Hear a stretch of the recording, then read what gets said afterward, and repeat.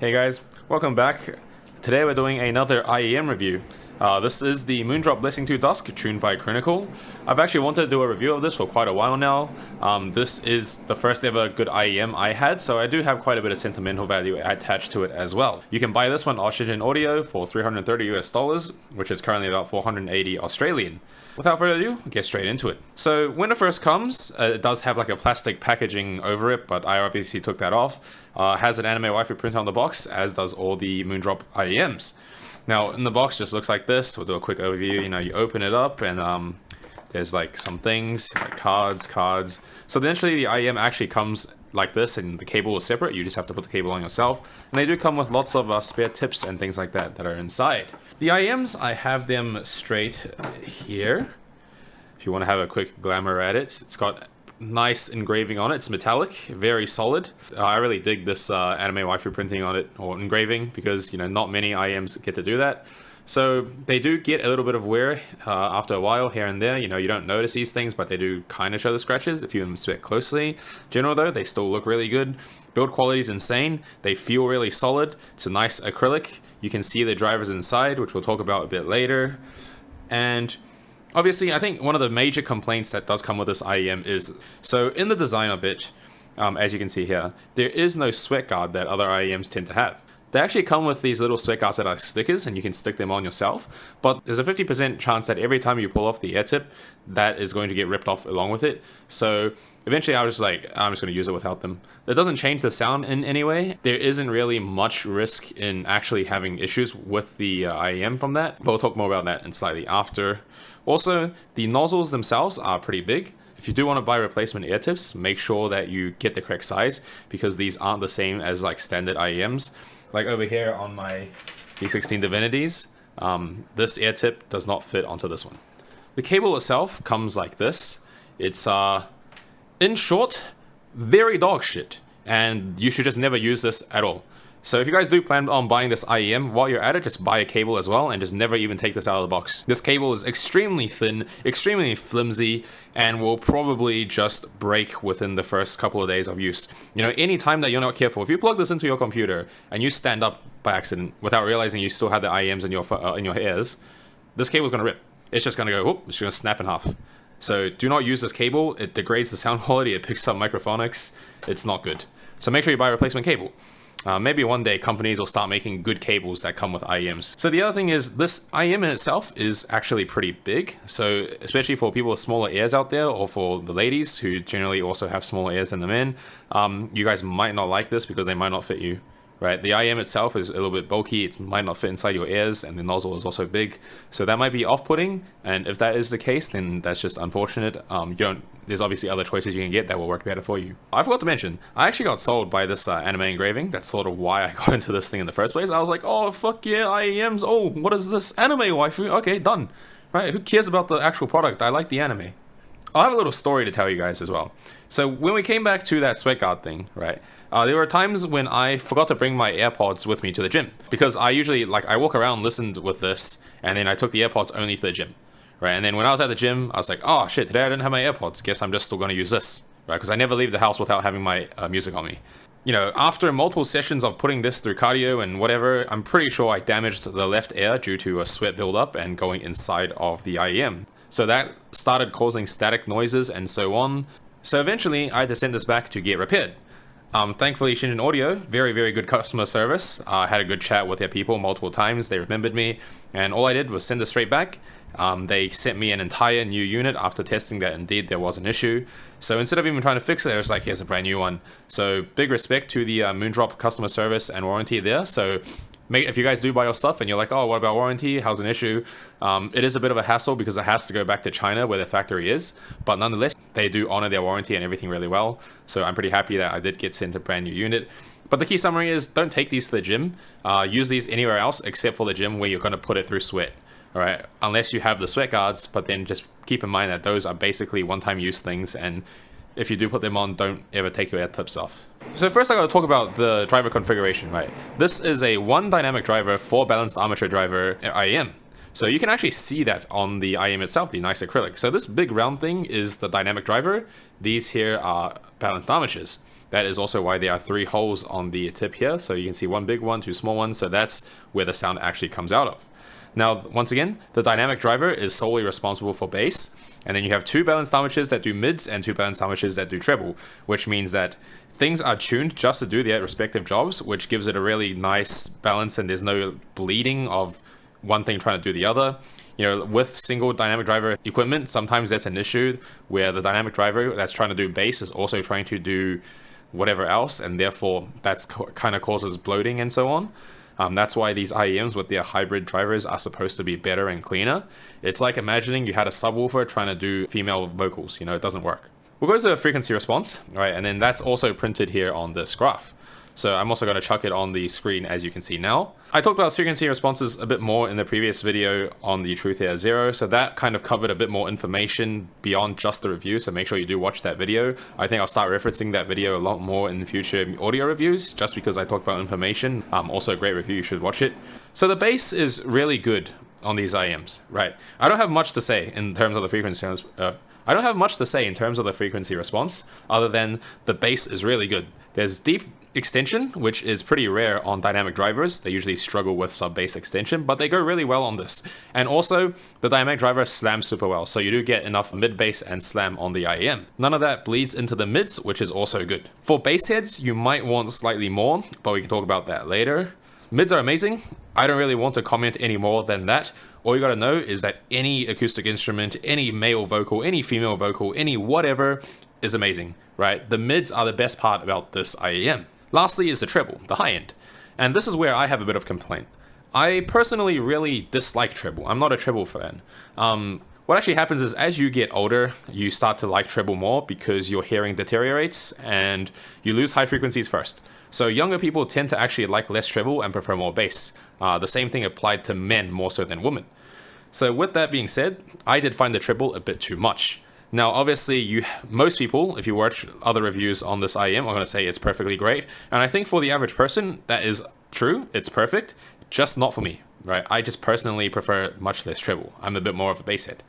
And while it was like, it's still enjoyable and so on, but there are times where I found it fatiguing. Most people will never find this fatiguing, or they'll kind of sit on the borderline. For me, there were definitely times when I found this fatiguing. I think for me, I would have taken a bit more treble reduction, but for the average person, it's fine. If you guys have things like the Truth Here Zeros, the Crin Zeros, whatever, those have more treble than this. So if you guys are fine with that, then you'll have no worries about this whatsoever. This isn't a treble heavy IEM at all, by any means. It's just that I have really sensitive treble hearing. So I think it's easier to put this into a genre to explain it, right? I talked about, oh, bass is good, mids are good, treble is good, bit too much for me, and so on. So I think it's easier to use genres because you're like, oh, what's bass, or what's mids, what's treble, right? For music lovers that like EDM, hardstyle, DnB, electronic, right? That's 50% of my playlist, or more than 50% of my playlist. And that stuff is usually bass and treble, right? So if you guys like Illenium,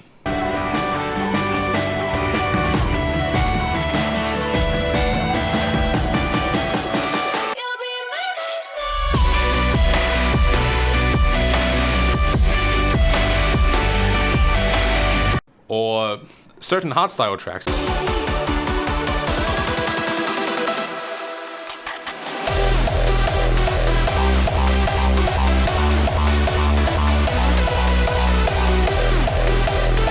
those all thrive on bass. Drum and bass is literally called drum and bass as well. So all of those things need bass, and this does that. This is perfect for that. It's the treble side that often gets a bit hotter for me. When I'm listening to certain songs like Illenium stuff, and the main chorus comes on, when all the electronic music is coming in, right? That treble does fatigue me a little bit sometimes, and that's my one complaint. So I think while this works really well for those electronic tunes, I would personally take a bit more of a treble reduction, and maybe find an IEM that's even a bit more bass heavy. But when it comes to things like acoustics, orchestral, any male or female vocals and so on, to say goodbye, to say goodbye, to say goodbye.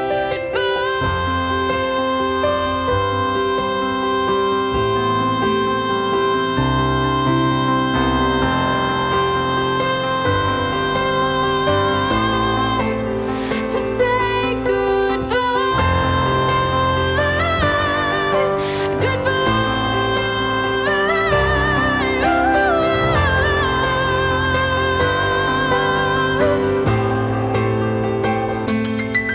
this is perfect. This is as perfect as it gets, right? I have no complaints about that.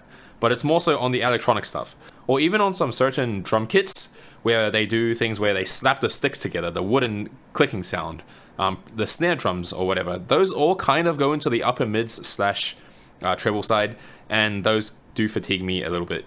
But I think for the average person, it's perfectly fine. And in terms of music, this is, in my opinion, probably the best thing you can buy under 1,000 Australian dollars. Nothing more expensive warrants that price necessarily, unless you really know your own preferences, and otherwise everything is way too expensive. I think this is the best all-rounder for music that you can possibly buy, regardless of what genre you listen to. And if you guys are on the PC and you listen to this, and you're like, oh, I see what he means, but I also feel that treble's a little bit too high for me, right? Just slap an EQ on it. You can, since you're on the PC, you can use Equalizer. If you use Equalizer APO, you don't need to change anything except for drag the treble down by a couple of decibels. So what I did was I put in an 8,000 hertz peaking shelf and decreased it by 4.5 decibels, and also the Q factor was 1. Done. That solved the problem. That removed all the fatigue I was talking about, and this just became like the IEM, right? I have no issues with this ever since. That's the only little edit I needed to make.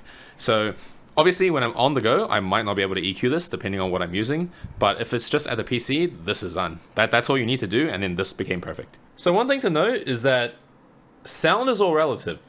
And so, you know, if you turn up the volume quite a bit, you can get more than enough bass from this thing. But normally you'll be like, oh, it's too loud, it's too fatiguing, and that's because the mids or the treble is getting to you. Which is why, to me, when I said, you know, after you use that EQ and you reduce the treble, you can actually get more than enough bass for this, for Bassheads. And like all the hardstyle and everything starts popping out because you can turn the volume up overall, and therefore you get that bass, you get that immersion, you get that vibe, and then the treble reaches a point where it's okay instead of that making you too fatiguing. But then when you turn it down to a point where the treble isn't fatiguing you, the bass is then not enough. So EQ is a tool. You might not always be able to use it, but if you're at home on a PC, make sure you get that EQ ready, turn down the treble, and then therefore this should become the bass that you need. Now, we'll go on to technicalities, right? So I'll start with resolution.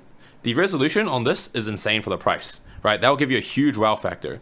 After you guys get this and you play any song that you know every possible aspect of it, you know it off by heart, you know every instrument, every little detail, you play it again on this and you'll hear something new that you've never heard before. All of those little micro nuances, all those details, all those background subtle things are going to pop out at you and you're like, wait, was that always there?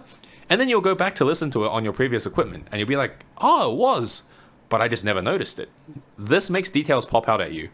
But to some people, when details pop out too much, it becomes clinical. It becomes too much like I'm analyzing music and I can't enjoy it because there's all these things being thrown at me, all this information being fed into my face, and I can't really relax.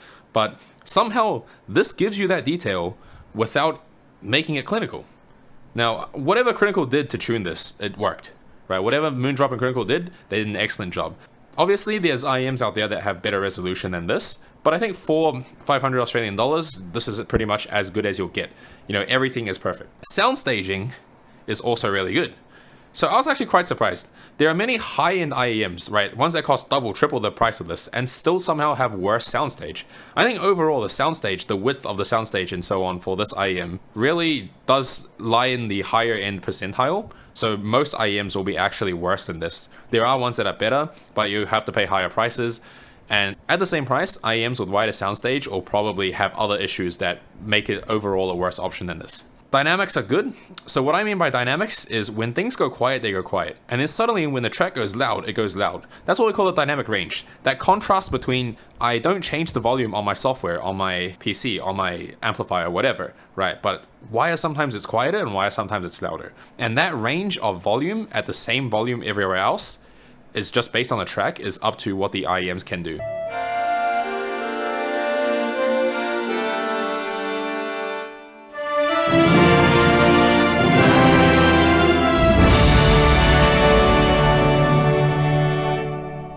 This, as an IEM, does dynamic range very well. It feels really nice to listen to, and it slams when you need to, it goes quiet and soft when it should.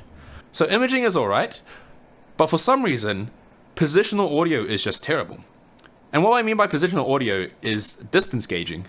So I tried this in VALORANT mostly, and I also tried this in CS, and I'm like, yeah, I can hear someone coming from my left, coming from my right. But is it close left? Is it close right? Is it further away? Is it one wall down or is it 2 walls down? You know, it kind of just like threw me off. I can't really gauge distance. And for games like that, where that information is the decider between whether you win or lose in a gunfight, whether you win the round or not, you can't be having that, right? You can't have that. So that distance gauge is just terrible. Now, I don't know why the frequency response won't tell you, but for some reason, I just can't recommend that for Valorant. With that being said, if you go into any other games, even like Apex or Overwatch, which still need a bit of positional audio, but not to the same extent that Valorant and CS demand it, then you'll be perfectly fine. If you're a League of Legends player and you literally play music half the time you're playing the games, this is what you need, right? You play Apex, you play Overwatch, this is the one. For as a daily driver, this does everything you need it to do. Music, games, movies, whatever, this is the one. Only when it comes down to specific times, like in Valorant or CSGO, this might be a bit worse than other choices, or at least it doesn't live up to the price, right? It's not worth the $500 if you are just going to play Valorant with it. But with that being said, if you don't really mind, and you're like, oh, like I can get away with this, right? And you also listen to music, and you want it as a daily for just everything else, still get it. This is the number one. So in summary, this is just the best all-rounder IEM for, I would say, even up to 1,000 Australian dollars. There's heaps of things being put up, heaps of new products. I haven't tried all the new products, especially the more expensive ones, obviously. But from my memory, at least, this is definitely one of, if not the best thing you can buy under 1,000 Australian dollars as a daily driver, whether it's games, movies, or music. Provided that you don't really mind it for the positional audio thing, that's my only really complaint, and otherwise the treble. But I think just, you're never going to find a perfect IEM, and this is pretty much as close as it gets. I hope you guys buy one of these. It'll change your lives. Right, get one of these.